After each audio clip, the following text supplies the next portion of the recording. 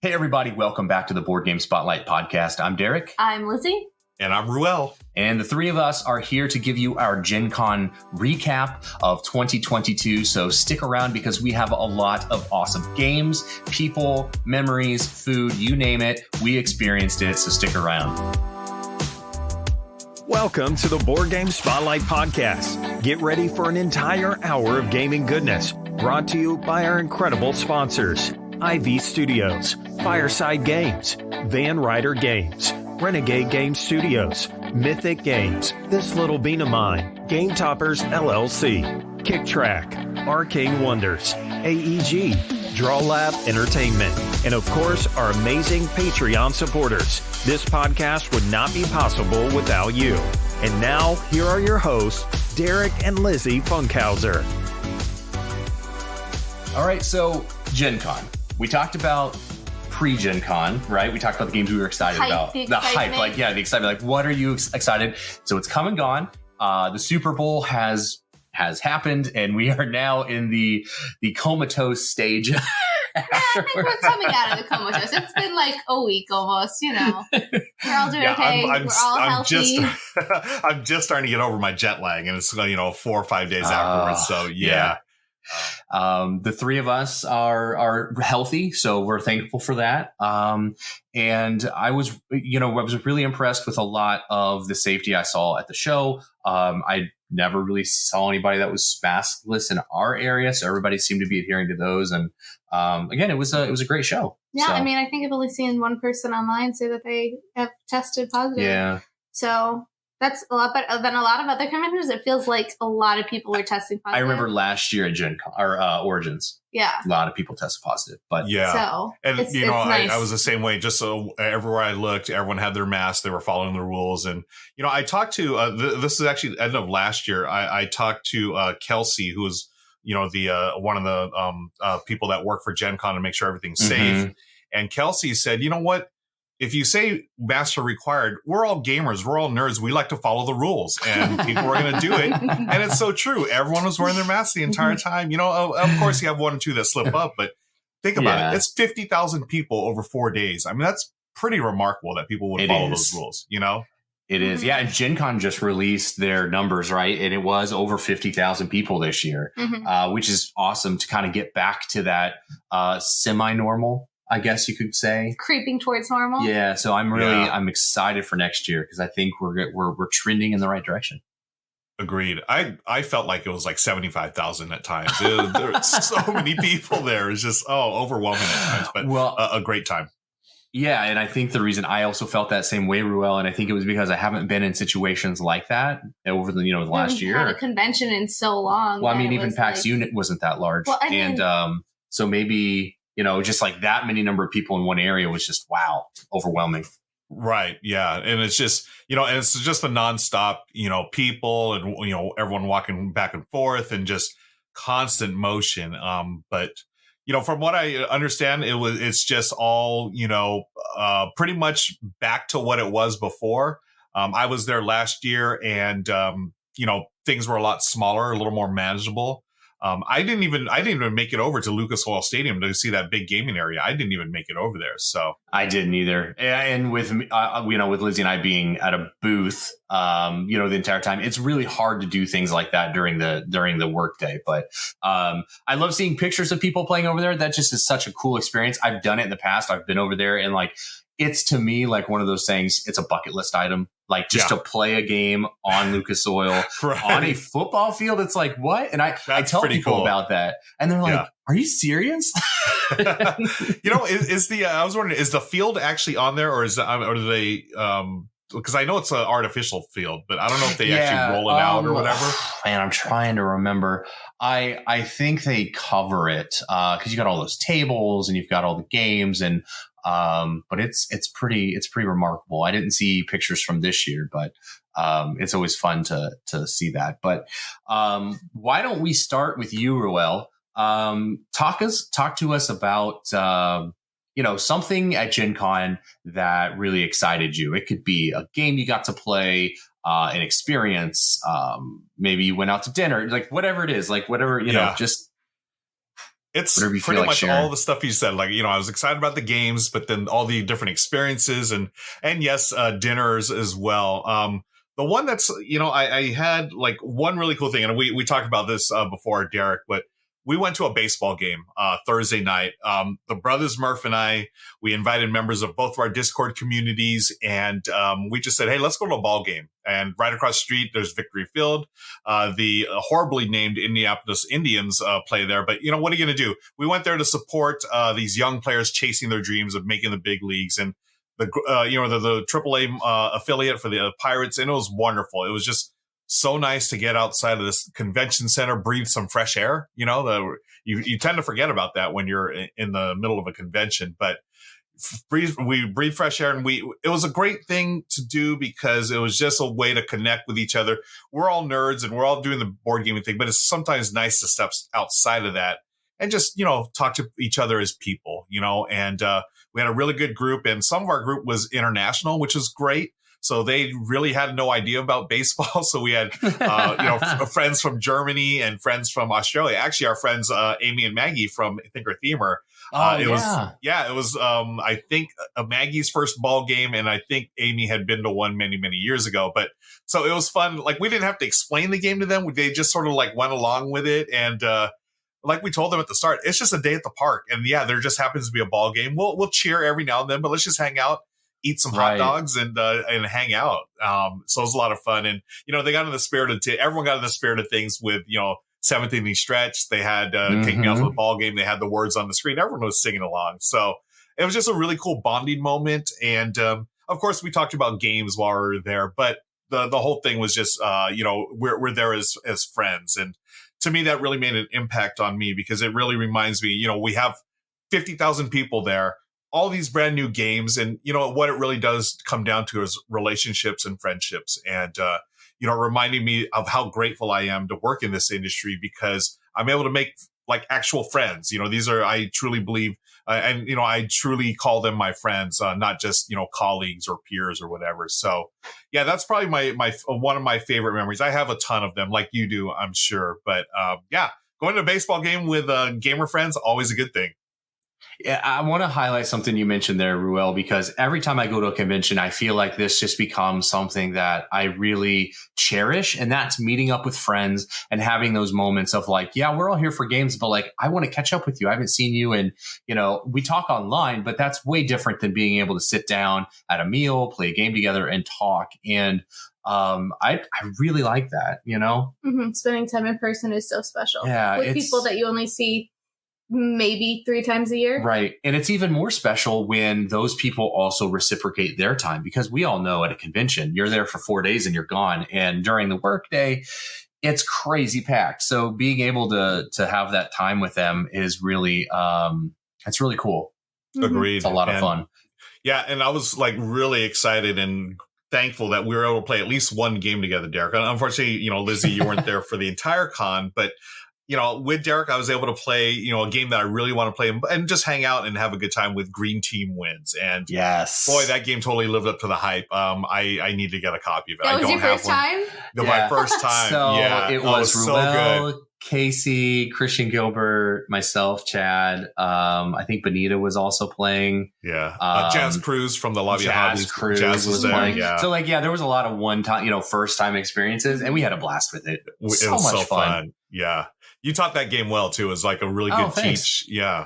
So I felt like towards the end of it, or even just like the start, I felt like, we had a pretty large table and I'm trying to pronunciate through a mask and making sure that I'm but my voice by, Saturday was just so shot. Yeah. But I hope, everything was good. So yeah. Next year we're going to get you one of those microphone things where those are cool, right? You shouldn't need that. I shouldn't need that because I have a really but loud do you know voice. How to speak? I know. I got to speak from my diaphragm. Probably. Do you know how to do that properly? No. You weren't in choir. growing up. I mean, that's it. I've lost my touch. But as I think as content creators, we always appreciate when someone can teach a game, because a lot of times, we're usually the ones doing it. So it was nice to, sort of step back. Okay, Derek's got this. Yes. Let him do his thing. And he did it like a champ, man. Thanks. I appreciate that. So Lizzy, talk to us about, so Ruel just gave us an experience. So we're talking experiences or games, like whatever you want to share, because you were there for 2 days. Yeah, 2 full days. So I came in Wednesday, left Friday evening, and time to put the baby to bed. So I like Wednesday night when it's just like the media content, publishers, whatever. We were able to meet up with Shu and Christina. We hadn't seen them in years. Nice. They are so wonderful. I mean, when we lived out in California, when we moved out there first, like they took us out to lunch when we first got there. They showed us around Blizzard because that's where she works. And so we had been over to their house for game night. They throw the best game nights. They come to our house. Yes. So we had built a really great friendship with them. And then, we left and, we talk online, we see each other, but being able to reconnect with them, and we taught them Green Team Wins, and we played Scout. Scout. And they were playing another Oink game when I got there. Okay. You weren't there yet. Oh, yeah. So I don't remember what it was. It was another Oink game, but they looked like they were having a lot of fun with it. So it was just really nice to reconnect, and we met a couple new people, and then, we showed up. Derek eventually showed up, and Matt, Felici, and Ben Kepner, yep. So that was a great one of your highlights, yeah. One of the highlights for me was, so on Saturday night, we went to my favorite restaurant in Indianapolis, which is Kuma's Corner. Without me, I might add. I did unfortunately go without you. I'm fine. Sorry. It's a heavy metal burger joint. And it's just burgers. I did not know this was a thing. It's incredible. Oh man, what? I'm so sorry that I didn't tell you about it. I try to tell as many people as I can. You're good. But you're good. The problem with that is that it just gets swamped. When we got there, we had reservations, but people that were showing up had to wait over an hour to get seated. Oh my gosh. It is seriously the place to go. And it didn't happen that I think the state fair was going on at the same time. So there was just a lot of people down in that area. But it has awesome burgers, great drinks, great appetizers. And again, it's just hard rock. So it's just loud. And it's decorated with all the hard rock type stuff on the walls, like albums and concert paraphernalia and stuff. So it's just like a really cool atmosphere. Totally cool. Where's that at? Where exactly is it? So you got to Uber to it. It's probably about a 15-minute drive from. So it's not super close. Yeah, but it's worth it. It's like good. It's food. Worth it. Absolutely worth that Uber. Nice. Especially if you just ride share it. Get 4 people and then just Uber share it. So.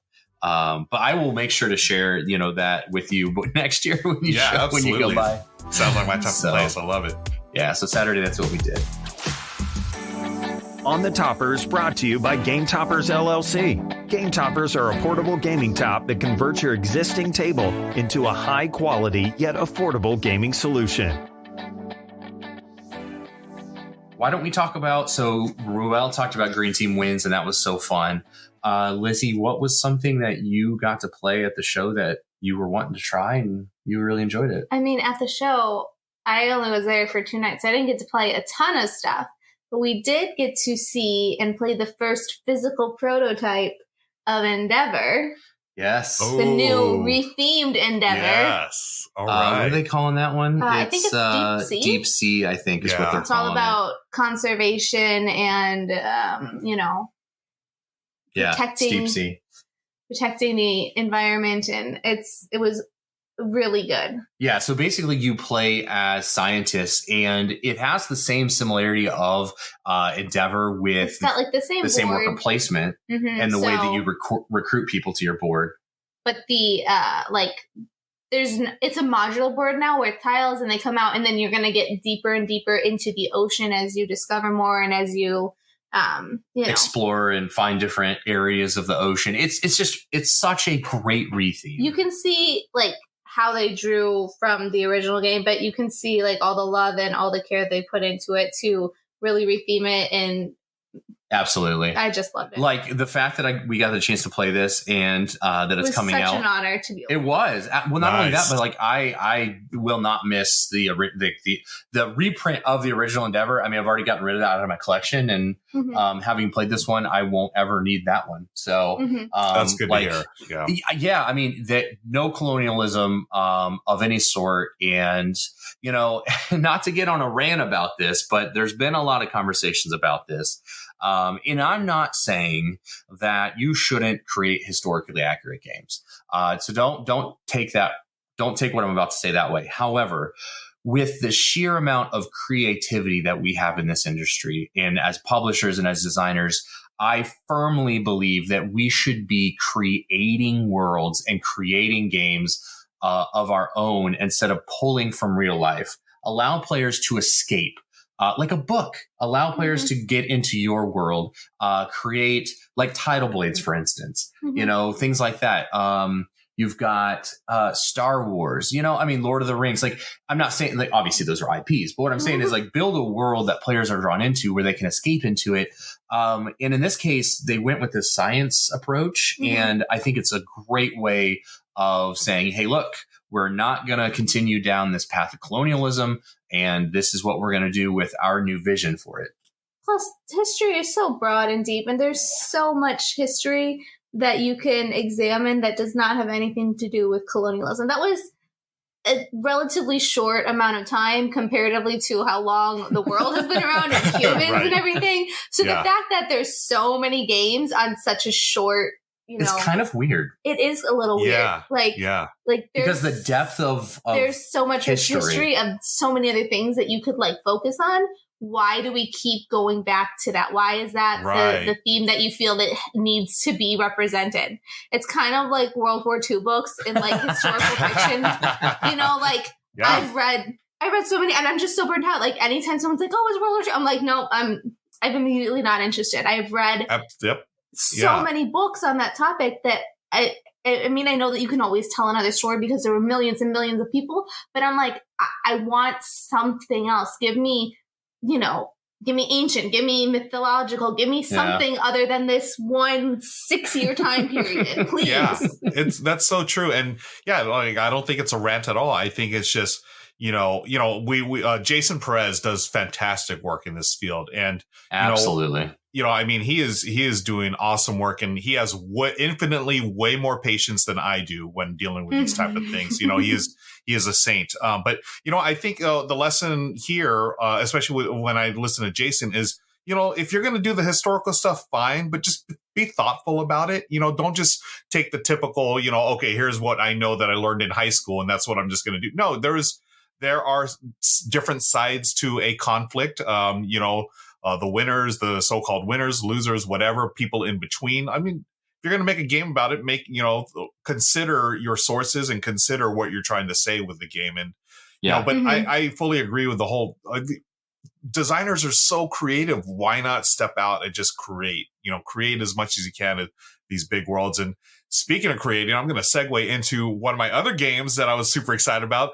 I've been pumped about this for months, but Twilight Inscription, it is a thing. I saw it there. I touched the box. I did not get to sit for a learn to play because those things were sold out. They're booked the entire time. Yeah. And they had a very limited supply of copies that they sold every day. I did not get one, but I do have a friend of a friend who's probably going to hook me up with one. So we're going that route for this game, but it looks insane. Honestly, I looked at it. It's like there's all these sheets, all these roll and write sheets, and it's going to be a heavy roll and write. I have this feeling it's either going to be the greatest roll and write ever, or it's going to be like the biggest or the biggest flop. There's going to be no middle ground. I feel, but I'm excited about that one. And it's so cool that's a reality for me at least.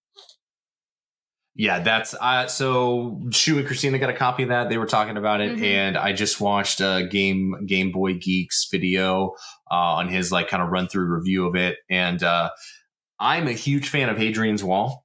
So that 45-60 minute heavy burn, I think, is awesome. And actually will segue into probably a game we'll talk about that we just got to play from Gen Con. But I'm not a Twilight Imperium player, but I am interested in playing the game. I wouldn't rush out and purchase it because, again, I'm not really, I don't know what I'm getting into. But and if you someone have a was wife who logically was like, you've never played Twilight Imperium. Do you need to rush out and get this story? And he was like, you're right. Okay. That might have been about 80% of it. But listen, okay. If someone said, hey, do you want to play? I would sit down and play it 100%. I'm intrigued, right? I want to know more about it. Yeah. And it's, talking about the segue from what we were talking about earlier, they've taken this world. Of course, I think they celebrated their 25th anniversary of the Twilight Imperium. I mean, they've had a chance and they have refined and just created that world out of, the Christian Peterson's mind. It started there and it's been refined. It's been iterated, and you've got this really vast, cool space opera in a box. And, designers, do your thing. You can totally do it, just like Twilight Imperium, Absolutely. Mm-hmm. I mean, you've sat down and honestly, even I don't even put this on designers. I put this on the development publishing side of things, because when you sign a game, you can take that however you want, right? Like as me as a designer, I can come to you and say, hey, this is kind of what I want to pitch it as. But as a publisher, I'd be like, no, we're gonna take that. I appreciate your input on the theme. We're gonna build our own thing. Like this is take Jamie, for instance. He took art and created Scythe. Yes. That's a really interesting way to do something like that. Right. But publishers and game developers, you all need to be the ones that are making this change. And it's really on you to make sure that your games are being creative and diverse and inclusive. Like you gotta look outside outside your little box, stop looking in the mirror. Exactly. Yeah. There's a whole world out there. And that's the thing, listen, go out there, and listen and, see, and find other stories to tell. They're out there. You just have to listen for them. And you have to look for them. Absolutely. So Lizzy, talking about kind of a heavier rolling, right? Or at least maybe kind of a pseudo hybrid. Yeah, I know where you're going. Get on board from Aiello. Is it Aiello or just yellow? I always say, I don't know. I always just thought it was yellow. And then I kept hearing people say Aiello, and I was like, oh, am I saying it wrong? Interesting. I don't know. When I first got into the hobby, I would say Aiello, but then I heard more people saying yellow. So I say yellow now, but maybe you're right. I had always heard yellow. And then at Gen Con, I heard everyone saying Aiello, and I was like, interesting. This is like a come on or steam on type of approach. That's exactly what I was about to say. Anyway, get on board. So this is a port over from the Japanese game Let's Make a Bus Route. Mm-hmm. So Aiello localized it. So it has a board. You have like streets and like a little, well, it's not a bus. It's like a stoplight that's like your starting point on the board. But then you also have, your sheet and a pencil. And so it's a really nice hybrid between the two. It's a lighter game. It's not Twilight. Is it Inscription? Inscription, yeah. Or like Hadrian Balls. Yeah. But it is a nice hybrid of a roll and write and a board game. Yeah, especially because you're taking, when you're building your routes out, each sheet is asymmetric and different. So everybody's like kind of putting different routes down. But they're like the little roads from Catan. That you're placing on the board, and you can't ever cross your road, and you have to kind of be very careful like a about snake. Yes. And it's really, really neat the way it works. And I actually found out, I was looking on Board Game Geek, and I was like, well, we've never played Let's Make a Bus Route. Sure. So I was curious what the differences are. So, and Let's Make a Bus Route, it's actually a shared board that you're drawing on. So in this one, they made a physical component version with it. I could see that. I was also thinking, like, could this be like a pure roll and write? I was like, you would have to be paying attention to every move that everyone else makes and marking it down, and that would be really difficult. And I'll tell you why I like this new version is the fact of that 3D component. I can easily see my routes. I can see where my opponents are, and it makes it just a very seamless approach. Because if you do crossover where another player has been, that's congestion, and then you do get like negative to mark something off. And so there's, you want to stay in your own lane kind of and create your own path so that you're not going into traffic. Yep. Because it does have negative results, the more you do that. So like, I was like, yeah, that's a really neat visualization. I know like, oh, we're both there. I know I have to mark that down. if I was drawing it on my own page, it would be a lot more difficult. I'd probably want to use like 2 different colors to differentiate everyone. And then it would be like, it'd take like 3 times as long. Yeah. Like, no, I'm perfectly filling in.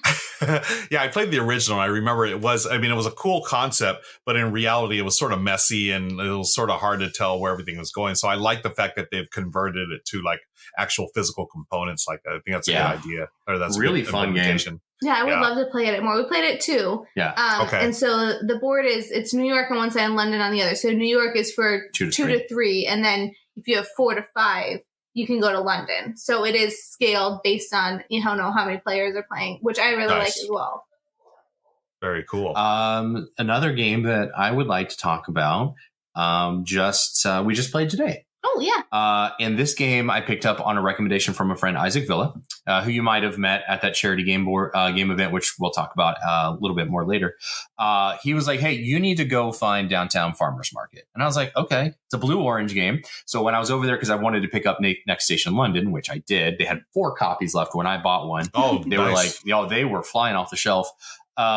So we picked up this game called Downtown Farmers Market, which is a really interesting like grid system set collection game where you're drafting I shouldn't say vegetables. You're drafting food items and placing them into a 4x4 grid. So you're going to have 16 of them and you're trying to complete challenges. It is extremely challenging, and I was not expecting. Like when I set it out, I was like, "Oh, I read the rule book, I watched the video." I was like, "So cute and sweet." And then like Lizzie's sitting here. Lizzie's sitting here. She was the first one to say something. She was like, "This is tough." And I was like, "I know. I might not be able to do everything that I want." Because so what happens is you get this really, really interesting intersection of items. So like when you go on a column, it may tell you need 6 of one item or you need 2 carrots and 1 milk or whatever, which is fine, right? Okay, cool. In this column, that's what I need. However, the twist is on a row, it's telling you need 6 different items or you need 2 there can be no more than 2 eggs in this row. And, So then you have this interesting puzzle of trying to intersect tiles and trying to complete all the challenges.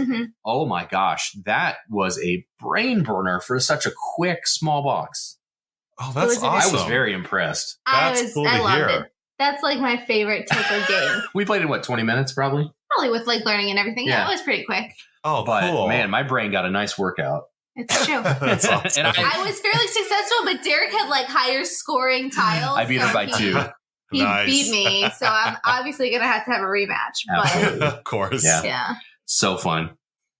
So that we were impressed with that one. Yeah. So we also you picked up Next Station London. We were about to play that and then, life happened. So we didn't get a chance to, so we can't report back on it, but we have it set up and it looks really cute. So we'll be playing that this weekend. And I also would like to play the eBay game that we've got that on the table. I'm really interested. Oh yeah. I remember seeing that. And I know I don't know if you posted something on Facebook or something. Yeah. Well, that looks interesting. So what is it? What the heck is that game? So eBay had some crazy guerrilla marketing. So get this. They had a huge booth. They had a booth right next to ours. Yep. They were okay. So this is crazy. So I was working and Isaac was working for us and he was on break. He comes back and he's like, dude, you got to go to eBay. I'm like, okay, like what's up? He's like, they're giving away free money. I'm like, what? What are you talking about? He's like, I just got this free pin. I got a $10 gift card for credit to eBay and I got this free game and all this crazy stuff. So you go to eBay, you show them you have an account or you show them that you'll sign up for the eBay Vault program, which is like this crazy, weird essentially like collection where you can send them extremely high value products and they'll leave them in the vault. They'll like keep them safe and they could be transferred between vault owners. So say you have a $50,000 magic card, you could give it to them. If you ever sell it on eBay, you don't have to pay any shipping costs. It just goes from your place in the vault to their place in the vault. It's very interesting. Okay. But anyways, so you show them that you sign up for that and you show them you have an account and they give you a free pin. This free game, which was designed by Danielle Reynolds and developed by John Gilmore, which is really cool. Oh, wow. Okay. And they were giving away a $10 gift card just by going and showing them that you have an account. Wow. So weird. But there were so many people walking around with eBay stuff, and I was like, well, that's one way to get your product out there. I mean, yeah. And it's like, we talked about this a little with our live stream, but like, it's like a serious looking game. Yeah, it's a real game. I mean, like it's got a good designer and developer on it. It's not like some throwaway reskin of like some. Like, I don't want to like trash them out, but it's not like some. Oh, it's like this other game that we've just kind of put a new theme on, and we didn't put any like a new spin on Uno or something. Like they actually went out and got a designer and they created a new game that should appeal to gamers. Yeah. Wow. Yeah, it's very cool. I had very no impressed idea. With that. That's cool. But there were so many things like that happening at Gen Con that I didn't even know about. In fact, it wasn't until Saturday when Matt Felici, my friend from Skybound, he came over and he's like, "Hey, dude, look what I just got." And he pulls out Ahoy from his bag. And I was like, "What? Oh, yeah. That's here?" He's like, "Yeah, man, they got him selling over there." I was like, "Okay." So on my next break, ran over there. They were only like 2 aisles away from me and was standing in line. I started counting people and I was like, okay, I'm going to get the last copy. Wow. And I did. I got the last copy of Ahoy and we came back and played that. So Yoha. So then I posted it on Facebook and the picture was backwards. So of course I got roasted because it said Yoha and not Ahoy. Yeah. But can we get some first impressions? Because I've read the rule book. I got the game a couple of weeks ago. I've read the rule book and I feel like it's going to be really good. But first impressions from you two?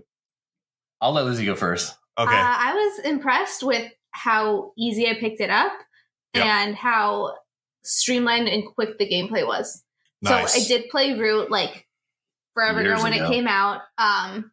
It was fine. I didn't we were love so it. Lost though. Yeah, I was pretty lost. I kept wanting to I kept trying to accomplish. I would play the Irie. Yeah, and you I kept trying to accomplish something, and I just remembered it never quite clicked, and then Derek won, and then I was just so annoyed. And I was like, whatever, I'm done. It was I had read the rule book, so he did, and I had a little bit more. It took me a long time to kind of figure out what I was doing because Derek could not be like, oh, you just do this and this because they're so asymmetric. Yeah, and this one, the characters are still so asymmetric, but it's a much easier starting place. More approachable. Yeah, that's what I've heard, or that's what I felt after reading. Yeah, I loved it. I as someone that really enjoyed Root, I was like, this to me, I can get to the table way more often than I can Root. Yes, and it plays really well at 2 players. Yeah, okay, really well. Good. Because, and I'm really excited to get our friend AJ down here to play 3 players because you've read the rule book. So obviously, but for those of you who are listening, I'll kind of explain it real quick. One person plays as the Bluefins, which are these awesome shark pirates, which is always going to be Lizzy. And I get to play as the mollusk union, which are these super adorable mollusks that have area control as well. So 2 players, you both are playing an area control game of trying to capture and control islands or regions, but there's islands on there for fame. There's also open water too. Yeah, there's also open water. So you're trying to, first player to 30 fame wins. And it's just a great back and forth maneuvering tactical game of trying to win battles or take over control of a region. So you score the points. And in 3 players, you get a smuggler. And that smuggler sits between the players and they're playing a pickup and delivery game. So they are going among the islands trying to deliver people to islands, one person wants to go to this island or this island. And they're also trying to navigate the ocean because the other 2 players are fighting and they're trying to make sure they don't get all caught up in that. So. Yeah, I'm excited to play it at 3 player. Yeah, I'm really excited to play it again. It definitely was one of the better games we've played post Gen Con. Oh, good. That's good to hear. Yeah, I got a couple of weeks ago and I just read through the rule book. I was like, oh God, this is gonna be so good. But then, I'm prepping for Gen Con. There's just no time to play a game. So yeah, now that's post Gen Con, I'm looking forward to get that one to the table. Totally. So Ruel, we've been talking. You're next. What do you got? Yeah. So just like you all, plenty of stuff out there. So many good ones. I'll start with Starship Captains, a new game coming up from CGE. This is, I forget the designer's name. It's his first game, but this is sort of got that theme of Star Trek where you're the captain of your very first starship. So there's going to be, you're trying to get assemble a crew to do actions. And it's got this really neat action selection system where it's almost like worker placement. You have different workers. So the red shirts, of course, they're sort of disposable. You have, the yellow shirts are going to do stuff. Blue shirts are tech or whatever. and you're just flying around trying to complete missions, and you're using your workers to go do certain tasks and stuff. I actually live streamed this with Ray from CGE and Daryl Andrews, a designer extraordinaire. We had a really good time with it.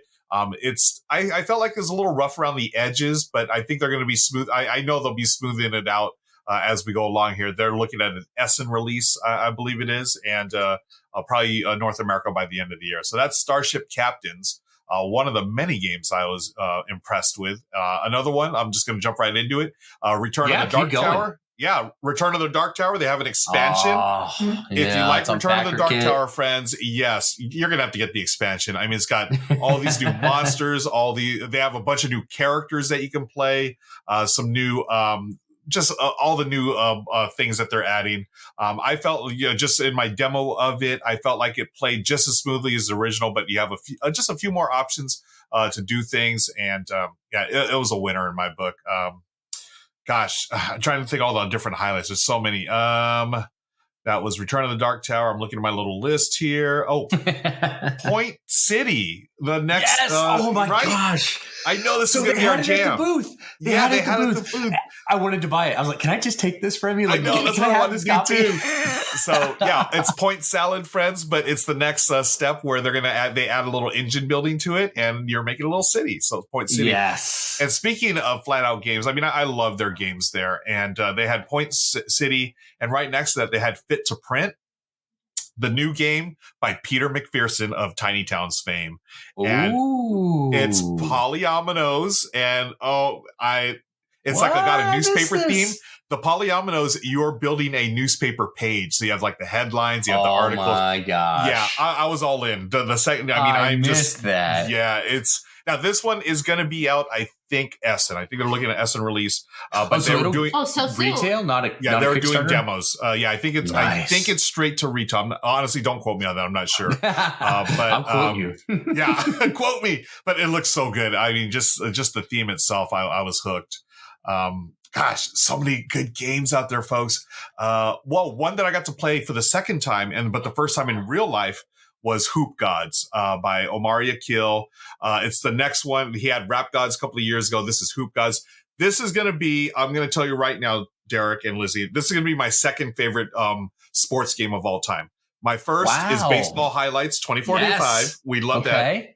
This one takes street ball and makes it a skirmish game. It is so freaking good. I was so impressed. Omari and we live streamed it, I think, a year and a half, 2 years ago when he was still, working it out. And then having the physical components. We did a live stream. It was me and Amanda Panda versus Benita and Casey, Brain in the Jar, and Omari and his buddy Jerry were doing color commentary. So it was a fun stream. And, we had the designer there to help us out, learn the rules. But you're basically drafting players. It's a hand-based game, but you've got a point-to-point movement, and then it's hand management from there. But you have dice battles, basically. So like, instead of combat, you're having dice battles to like shoot the ball or to block it. Oh, it's a real-time thing too. So real-time dice, but you can play a version, a variant called Ball for All, where you just roll the dice in turn, at the same time. So I think it's a really neat thing that Omari did to make sure, if anyone has like dexterity, issues or whatever, you can play at the same time. But oh man, it really blew me away how thematic the game is, and it really is it's a skirmish game. I mean, you're moving your units and trying to get to the goal, but here it's basketball. It's 3-on-3 basketball. I love it. It's going to be a huge hit, and that's that one I highly recommend, folks. If you like 2-player games, that is Hoop Gods. I backed that one on Kickstarter, so I'm really excited for. That was one I saw at the show that I was like, I remember backing that. I can't wait for it to show up. So it's so good. While I was at Gen Con, Lizzy hadn't yet left. Of course, everything arrives when I leave. Like, of course, my Game Nerd shipment arrived with all the, Game Nerds games. But Marvel Dice Throne showed up. It did, yeah. So excited to finally have a copy of that.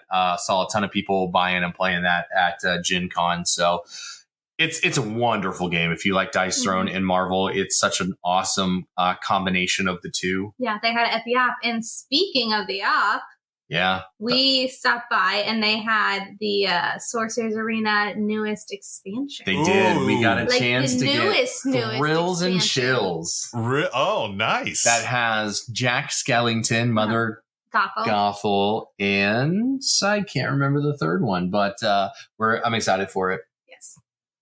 I'm a huge Sorcerer's Arena fan. They also had, like, I didn't even know they were going to do this, but they made foil cards, kind of like what a match was doing, but they made one for each character, so we picked those up. Yeah. Which is really neat, and they're really nice. Yeah, I'm excited for that one. Our next segment is brought to you by KickTrack. KickTrack is a crowdfunding analytics and discovery platform. Hey everyone, Derek back here with the KickTrack Spotlight, and we're going to continue this theme of print and play games on Kickstarter. Dr. Finn's Games just launched a brand new game called The Little Flower Shop Duel, which is a bring your own pencil game for 1 to 2 players. Now, Dr. Finn has designed some extremely great games, Herbaceous, Mining Colony, Little Flower Shop. Dr. Finn has done a lot of fantastic games, and I'm very excited that he has decided to launch a print and play version of The Little Flower Shop. And the really cool part about this game is that unlike other print and play games that might require dice or some extra components like printing extra cards, the Little Flower Shop Duel requires nothing except for printing the sheets and having a pencil. Because in the game, you're going to choose something from a warehouse and you're going to then add that into your flower shop. And it's very streamlined. It looks really quick. It's beautiful. You know, the art from Beth Sobel is just wonderful and fantastic. And again, I'm such a fan of this type of game because it requires very little environmental impact and it can be delivered really quickly to you. So it's $5 to back it on Kickstarter. You additionally can back for a larger pledge if you want some of the other duel games, like a bring your own pencil game. He's offering Mining Colony Duel and Butterfly Garden Duel, but you also can get into the other Little Flower Shop games they have available, like the Little Flower Shop Dice Game and Little Flower Shop Express. Anyways, I think it's awesome. I would really love for y'all to go and take a look at the campaign on Kickstarter. And if it's something that's for you, go ahead and give Dr. Finn some love. Thanks, everybody.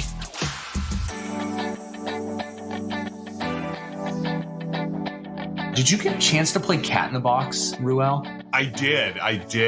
Did you? Well, first of all, did you all play it? Yes, we picked up a copy. We picked it up. I am still trying to get my head wrapped around that game. It's such a unique trick taker, right? It's so trippy, right? Yeah. Trippy is like the perfect word. It's like so I was trying to, this falls within, this does not happen very often. This game falls within the same type of category. It is really hard to explain this game. When you're just trying to tell somebody about it, like, this is what you do, you're like, are you crazy? Like, it's a trick taker, but the trump card is whatever the person plays, but like you can change the color. Like there's no color on the card. It's so wild. So you like pick the color, but you're not allowed to pick the ultimate trump, at least to start. Yep. So like, but I tell people and when we started playing, the most important part, if you're going to play Cat in the Box and you haven't played it yet and you're listening to this podcast, don't even try to win. Okay. Like, no, and listen, don't try to win. You need to, your sole goal is to not create a paradox. That's all you need to do. Because if you create a paradox, you're going to lose. You lose points and etc. So like, let everyone else do let everybody, like, as you're trying to wrap your head around what's going on, just don't create a paradox. It's so true. Oh my it's so gosh. Fun, though. I really liked it. Yeah, I did too. It was the hit. It was one of the big hits of the show. I heard everybody talking about it. There's a big line. I don't know if they sold out, but I know a ton of copies were sold. I had a really nice moment actually with that game. So friends of mine from my Discord community, they run Kelly and her partner Aaron run the Variant Hex podcast, and they're in my Discord community, very, very valued members of the community. We all went to dinner one night, and they had a copy of Cat in the Box. So we had Giordano's Chicago style pizza. What my first time there, it was wonderful. And I see y'all can't see this on podcast, but Lizzy's making a funny face, and Garrett looks very happy. So I'm assuming in this household there's a difference of opinion. No. There's no difference of opinion. Lizzy's a pizza snob, and I love pizza. So Lizzy does not like Giordano's. She's a Gino's East girl. or Maggiano, or no, Luminati. You just went through like every Italian name you could think of. No. You like Luminatis, which is Luminatis. You're number one. And you like Gino's East. Gino's East is very good, perfectly acceptable. And Giordano's is for people who visit who think that they're getting like real Chicago pizza. See, that's me. I'm totally a tourist. Yeah. Experience. Like, it's deep dish, but it's not like what the Chicago people eat deep dish. Yeah. You know what? This is a really funny moment. Yeah. I was just going to say, to be fair, my hosts said the similar thing. They said, this isn't like top tier, but it's going to give you the experience. So I'm like, okay, absolutely. Cool. Now, my thing is, though, I'm more of a New York style pizza guy anyways. So give me the New York thin crust. But this was perfectly fine. Yeah, this was perfectly fine. That's how I would describe Jeremy. Perfectly fine. Like, yeah. I mean, I love all types of pizza, so I don't discriminate against pizza. Now what's on it, we might need to chat about that. But for the most part, I like everything except for St. Louis pizza. Ooh, I haven't had St. Louis pizza. St. Louis pizza. St. Louis. It's not even pizza. They have like a cracker crust. Oh no, really? Oh yeah, and like they have like some. Sorry for you, for all of our friends who are listening from St. Louis, but St. Louis people don't even like St. Louis pizza. Oh, okay. Yeah. It's one of those things. It's not like they're like over there like our pizza. Like that's why you don't hear about it because like even St. Louis people are like, no, it's weird. This reminds me, though, remember we went to PAX Unplugged last year and our friend Bob Corral from One Board Family was like, okay, we're going to take you. Yeah, cheesesteaks. He's like, have y'all had cheesesteaks before? I'm like, no, we haven't. He's like, okay, we're not going to go. And like Lizzy had said, are we going to Patsagino's? He's like, no. He's like, don't you dare say that. He's like, don't even talk about those tourist traps. He's like, we're going to a real cheesesteak. So we got in an Uber and we drove Jim's on South. Nice. Jim's on South is a legit cheesesteak place. Nice. And it was awesome. It was so delicious. I've been PAX Unplugged, Ruel. I've been telling people that I'm not going to PAX Unplugged this year, but the more I'm talking to friends after Gen Con, and the fact that we're talking about cheesesteaks now, I was like, I gotta go, man. I gotta go. The other thing too, Ruel, you have time. No pressure. You also, true. I know people don't necessarily want to do this, but a lot of content creators are working booths for publishers, to get places. So, you've got a lot of people that so I know people are looking for good demoers, and that's hard to find. Yeah, and so y'all are talking me into it here as we do this episode. So maybe the next episode of the Board Game Spotlight podcast, we talk about how I just booked a ticket to Philly for PAX here, but we shall see. I want to make it happen. We'll see what happens. Instead of what's Derek backing, it'll be like, what did Ruel just buy? Oh, plane ticket to PAX Unplugged. Where did he book his next ticket to? Totally derailed your story. Sorry, I not mean Giordano's pizza with friends. Cat in the Box. Yeah. So the box. There we go. I do want to shout out. Apologize for derailing. No worries. I'm okay with derailing for food at any time.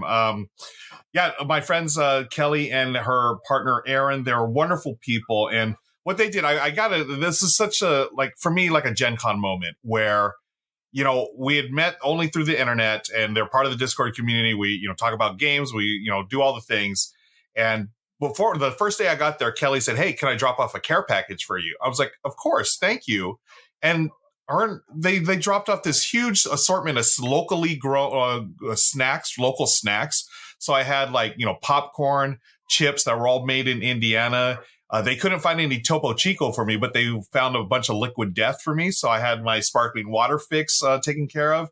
And it was just such a delightful, welcome to Indianapolis package. The hotel could not have done better than they did. So shout out to my friends. And then at the end of the trip, I got to hook up with them again. And actually, we went to the ball game together. So it was a lot of time spent with them. And, I consider them my new friends, which is, what these, to me, the highlights of these conventions is connecting with friends and making new friends. So shout out to Kelly and Aaron. And I'm still going to say I enjoyed Giordano's, but I'm going to hopefully visit some real Chicago pizza places soon. Well, and you brought up a point that I think, Lizzy and I had talked about, that we talked with a few different people. And it's that fact that we're meeting people we talked to online over the last 2 years that we hadn't met before. We're like, oh my gosh, this is the first time we're meeting in person. Yeah, it's so fun. And you get so used to talking to people online and see them online that when you're talking to them in person, you're like, wait, have we met? Like, I feel like we have, but I don't think so. Like, it's just that weird paradox of like, you know them so well, you're so used to them, and then you're like standing next to them and you're like, wait, is this the first time we've been like in the same room? This is so weird. We also met a bunch of people like at the beginning of the pandemic. We would do Jackbox games. I don't know. We got to do that again. We would do that. We would just like put it on. We're like, here's the code. Whoever gets in, first 10 people or whatever will play games.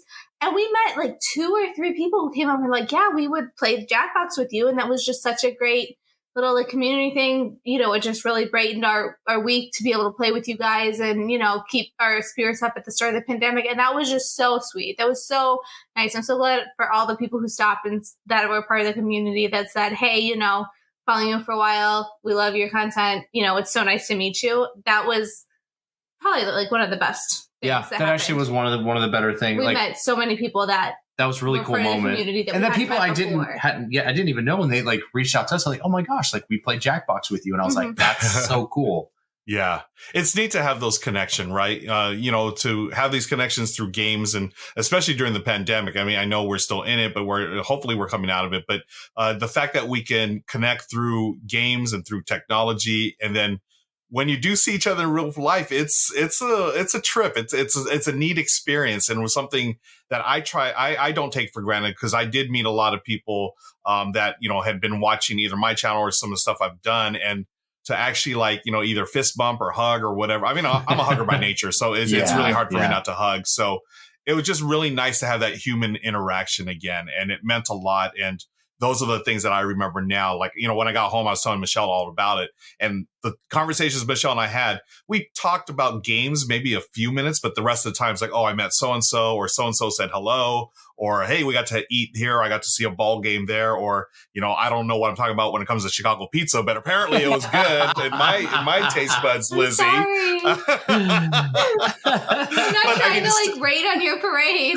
No, it's all good. It's all good. I'm teasing. But, again, it could have been the worst food in the world, but the fact is I was hanging out with friends. You were with friends. And that's what it's all about. Like, I will never forget, the pizza I may forget, but the fact that we played Cat in the Box and had a great time with it, and my mind was still like sort of like trying to wrap my head around that game. I will remember that for sure. And, that's a really important part that I want to stress, is that those memories you make with people stick with you forever. Because when we were going to meet Helena and Josh to play Endeavor, like Lizzy was like, oh, we're going to this Holiday Inn. I'm like, okay, whatever. Like she's like, oh, we've been there before. And I was like, okay, I don't remember that. But then as we started like walking and I see the place, I'm like, oh my gosh, yes, this is where we first saw Fossilis 3 years ago or 2 years ago. Okay. We first got to see Fossilis, which was coming to Kickstarter. So I was like, that's how I remember things. I was like, we had dinner with the Capels. We saw Fossilis. So that's what I remember about the place, not like what it was called or whatever. Mm-hmm. Right. And that's actually, again, just to continue on this theme, the last night I was there, right after I had this dinner that I was talking about, I had the Chicago pizza, played Cat in the Box. I went to the Gen Con after party, where everyone who works at Gen Con, gets together at a bar and just sort of hangs out for a while. And I got into that, and it was cool. It was really fun to meet a lot of the staff, and I'd been there before. So, some of the familiar faces, I got to see, which was nice. But then I got a message from Amy and Maggie saying, hey, let's all hang out. It's our last night. I'm like, cool. And Amy and Maggie and Monique and Naveen, they came over to my hotel, and we just hung out in my room. So I had a really nice room at the Hilton. It had like not only just a bedroom, but then like a parlor. So you could sit and play games in this separate room. It was really neat. So we played the game Kites, fun game from Floodgate, real-time game with sand timers. But the thing I'll remember is the game was fine, but I'll remember that like hour and a half, 2 hours that I spent with Amy, Maggie, Monique, and Naveen talking about life, talking about the industry, talking about content, talking about approaches to content, talking about all kinds of stuff under the sun, and just how much it meant to me to be friends with people that I respect, that I admire, and that I just connect with. And Amy was very kind. She said something that she said before, but I shared it with Michelle again. We've heard this before, but when the pandemic started, the start of lockdown, Amy and a lot of other folks, and we all did, myself too, we struggled with it mentally, mental health wise, struggled being locked down. Like, who wouldn't? But she paid us the ultimate compliment, saying that the fact that we were streaming every day and that she could go there and just sort of hang out for a bit and just sort of be normal and be with friends, even though we'd never met in real life, that meant the world to her. And that meant the world to me, because I felt the same way about like their content, your content, people that I really enjoy. I'll watch their content, and yes, it's, you're just watching a screen, but you do sort of connect. And, it's just, I don't know, it's hard to explain, but there is that connection. And to be able to like realize that in real life is a really neat feeling. Yeah. No, I totally agree with that. And I think especially for people more so like myself, where I'm very extroverted, I'm very, I have a large personality, and he needs to talk to people. Yeah. Like I need to talk to people, and I feed off the energy of others. Being that type of thing was hard to adjust to. But at the same time, the pandemic really taught me that I kind of do have more of a introverted side sometimes, where like I enjoy being, in the house and with family, and being able to like spend time together and not having the hustle and bustle of work and going to and fro, and just kind of like staying more in the moment and just kind of really enjoying that. I think the pandemic taught me that. Which has been shocking to me, honestly. Like Eric was so short, and then he said like, yeah, like it's nice not leaving the house. Yeah. Well, he's like, well, you leave the house a lot. And I'm like, well, yeah, to go get like Taco Bell and like go get things at Walmart. But like, I'm not like, oh, I can't wait to leave the house for 15 hours. Like, no, I'm in and out. Like, sit here in my jammies and watch Netflix. Nice. Yeah. I like for me and Michelle, like I'm definitely more the extrovert in our partnership. But even I like, I was doing meetings the entire time at Gen Con. At the end of the day, at the end of the convention, I counted up, I had 45 meetings with different publishers, and it was nonstop.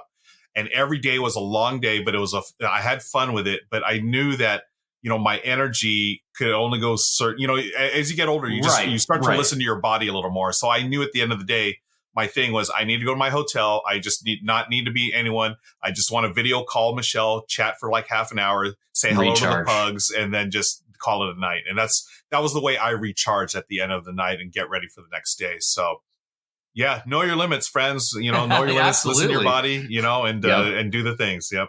I totally agree. Do you have anything you want to add as far as gaming goes, or anything from Gen Con that we haven't covered yet? We do have to talk about Hammer Time. Right? Oh my gosh, yes. Oh, okay. Yeah. Hava, because we have a 5-year-old, so, and he knew we were going to convention for work, and so we promised we would bring him back something. Yep. So, we wanted to get Echidna Shuffle. Mm-hmm. We ended up not being able to pick that one up. But we got Hammer Time. I went to the Hava booth. They had it out, and it was like little gems on the. You use the game box as like a board, and there's like a mat that sticks to it like permanently that turns it into the player area, and then a little hammer, and you're just trying to tap the side of the box and get certain gems to fall off that you're supposed to collect, and then you have like little treasure boxes, and you had to go through so many. It's a super cute game. It's super cute, and so you're not trying to hit them all off at the same time. You're trying to strategically get certain colors, or like you have to get 8 or less. Mm-hmm. To, be able to collect them. Otherwise, the dragon wakes up and you lose your turn or whatever. So, Seb loved it. He picked it up great. Oh, yeah. He did so well. It's such a cute game. So, like, simple in, like, concept, but it teaches some really good motor skills with the hitting, but not too hard, and like learning that if you tap on different sides, different parts, different things fall off. Yep. And then, the color recognition and the collection. So that was really great. We also played, it's not a kid's game, but from Mountain Goats. Yeah, board game table. Yeah, boardgametables.com. Yeah, so we played that with him, and that's mostly just like counting and then moving your little goats. So he played that with us, picked up really well. He did so well with that game. So fun. And he sat there the whole time and played. He did. So it's a good filler game. So like for, regular gamers, it's a great way to start or end the evening. Absolutely. But for him, it was so fun to watch him like counting on his fingers and figuring out when you roll the dice, okay, the 2 and the 3 makes 5. I can move the 5 goat, So we definitely enjoyed. Yeah, it's like a new re-implementation of like the can't stop mechanic where you're rolling dice and then you get to like add dice together to move, and it was so fun. Highly recommend that one. And before we close, I definitely want to mention Dandelions from BoardGameTables.com as well. Mm-hmm. Dandelions is a area control game for 2 to 3 players. and it is really fast, like 10, 15 minutes, but really fun and satisfying. So like you play a quick game of it and you're like, wow, that was really fun. I had an enjoyable experience. And there's some really cool stuff. Basically, every player rolls their dice at the start of the game. And then they're using those dice with the pips throughout the whole game. You use like one each round. And you're moving your counter or your little marker around these dandelion petals, trying to place your dice for area control. So like whoever has the most dice or whoever has the most amount, certain same type and stuff like that. Yeah. So super, super cool. Yeah, really, really good game. Anything you want to mention, Ruel? Anything else? Yeah, I mean, there's so much, right? And it feels like we could talk for hours. Seriously, like right? We could do like a 10-part series on Gen Con. I'm going to try to. I'll take the focus off games, but I think this was a wonderful addition to Gen Con. Was the BIPOC Lounge, the BIPOC Lounge, Black Indigenous People of Color Lounge. This is a space, a safe space, an inclusive space put together by Rose Gauntlet, their team, and they also had a bunch of volunteers. And it was wonderful. I ended up making it my de facto home base for the con. It was just very chill, and it's open to everyone. But in particular, it was just meant to be a safe space for people like myself, who may not look like the majority of the con. But so it's a safe space to connect with others, and there are mentorships. There's a meeting space. There was a game library. There was snacks, and it was just awesome. And I was able to, use the meeting space. I moved a couple of my meetings there, and I had such a wonderful response. My favorite response was from a German distributor of games. He met me in the space, and we had a 15-minute meeting in a meeting room. And he said, "You know what, Ruel, this is the best meeting I've had at Gen Con. It was just a perfect space, and it was, we could hear each other. We weren't like yelling at each other or at a booth on the main floor." And then, I met some people from my Discord community there. We connected the first time. We played a bunch of games. We snacked. I met some new friends there. It was just random. Hey, you want to play a game? Yeah, come on over. So it was a very welcoming space. And, I think this thing's going to continue to grow. I know our mutual friend, James Hudson, donated as well, which was very much appreciated. And I thought they did a fantastic job of putting, really nice furniture and just a really cool space. And folks, next year, when it's out there, please stop by the BIPOC Lounge. It's a wonderful resource for everyone. And I think it should be used by all. Yeah, no, I'm glad you brought that up, because I was going to talk. I wanted that in the charity board game event. I wanted to kind of mention as we finish here, but I really am impressed with that particular lounge and what they did, and the spotlight. We contributed, we donated to that. Awesome. And we tried to tell as many people as possible. I know that they were concerned with the trolls and harassment, so there wasn't a huge public donation thing about it. But and that's unfortunate that we live in a world where that happens. But I remember Gen Con posting about it on Facebook and reading the comments, and I was just really disappointed with a lot of the people who responded. And I don't think they quite understand that a lounge that is dedicated to certain people does not mean that you're not invited. Like you said, everyone could use this lounge. It's just we are going, not we, you, Rose Gauntlet and those folks were giving space to people who are not the majority, right? And that's just a really good thing to do. And I hope that it continues and that we're able to continue to support that. Yeah. And again, I know they appreciate the support, and it's one of those things where, like you said, and we're just talking about this, where it's open to everyone. And, certain people have their interpretation of what that means, and it's unfortunate, but you know what? We're just we're not gonna ignore it, but we're not gonna put that as focus. Right. Our focus is on the positivity of what this room did. I mean, it was awesome. I was having a meeting with a German distributor while Eric Lang was at the next conference table next to me, mentoring a young designer. And I was sort of like, I tried not to listen too much, but I'm like, this could be the next Eric Lang I'm sitting next to the actual Eric Lang. You just never know. Yeah. And how many people would have that opportunity if you were just trying to find Eric Lang on the exhibit hall floor? Absolutely. Right? Those opportunities are incredible. Exactly. It's the opportunities. And so I'm all for that. I think it's such a great initiative. And, it's a perfect segue to the Charity Board Gamers event, right? Where it's open to everybody, and it's just a really warm, welcoming environment. Chris has done a fantastic job of running that thing, and that's where we played Green Team Wins, right? That was it. Yeah. Chris Goodlett with Charity Board Gamer has incredible heart and the passion he has for people. Again, like we've talked about, not necessarily putting the games first, it's people first, right? And trying to establish those relationships. I really appreciate the meetups that he's made. I go to them every convention that I can. I try not to. I always message him, hey, PAX Unplugged, what night is your meetup? That way I can schedule around it because I want to be there.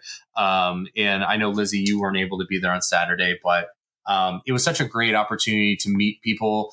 And I really liked what Chris told everyone is like, go meet somebody you've not met before. So, I got to meet Jay Bell for the first time in person. I got to play a game with Amanda Panda, Ken Franklin. So Jay, Amanda Panda, and there was one other person that I unfortunately don't remember the name at this time, but we played one of Ken Franklin's games. And just meeting new people and getting outside your little bubble of friends, right? That's where I got to meet Thinker Themer and so many different people that without that, I don't know if I would have been able to see them because I'm at the booth so much, right?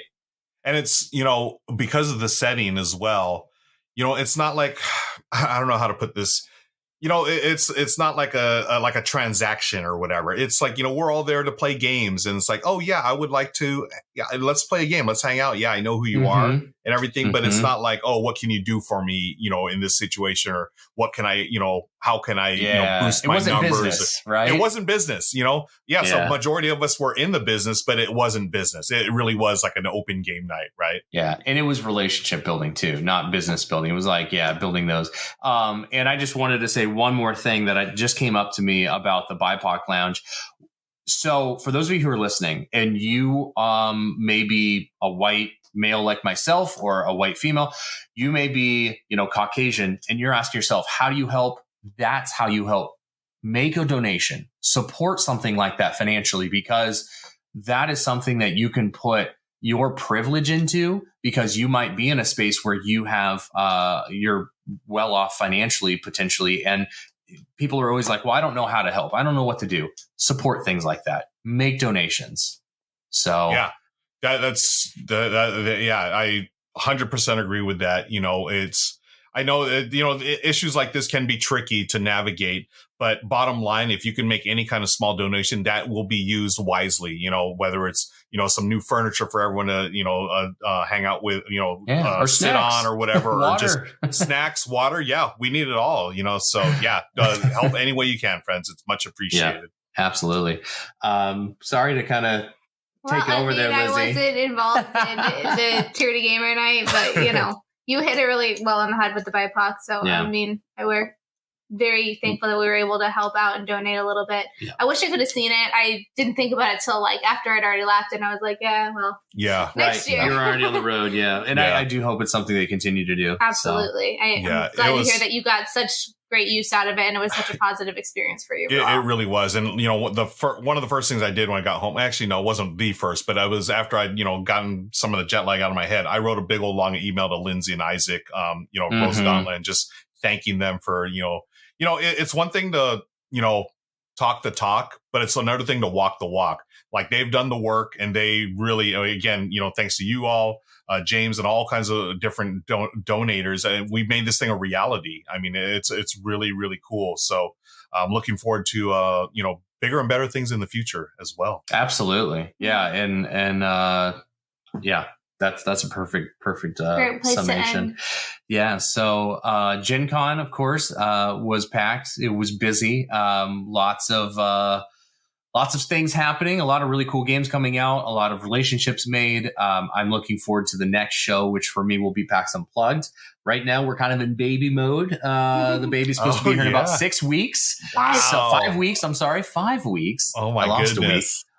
So we're Gen Con. we're hibernating. So we're waiting for the baby to show up, and then we'll be doing that. So it may just be Ruel, me, and James doing a couple podcasts here soon, but we'll figure it out. See how baby does. If he's a good sleeper or whatever, I can maybe pop on. But we can have you on your phone, and you could just be laying down, and just kind of sitting there.